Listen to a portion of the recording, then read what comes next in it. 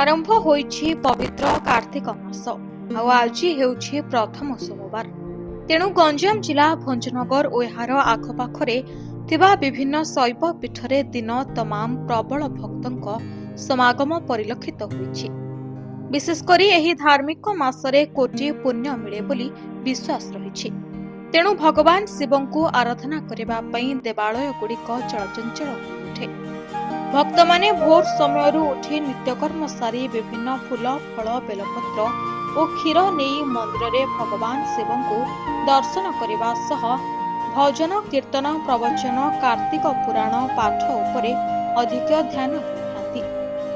सेथिमध्यरु बहु श्रद्धालु शिव को संतुष्ट करने कार्तिक सोमवार अमावास्या पंचुक पूर्णिमा आदि दिन मानकरे निष्ठार सह ओषा उपवास हविष रखी विभिन्न स्थान रे थिबा प्रसिद्ध शैव पीठ और तीर्थ क्षेत्र आदि भ्रमण करिथांती।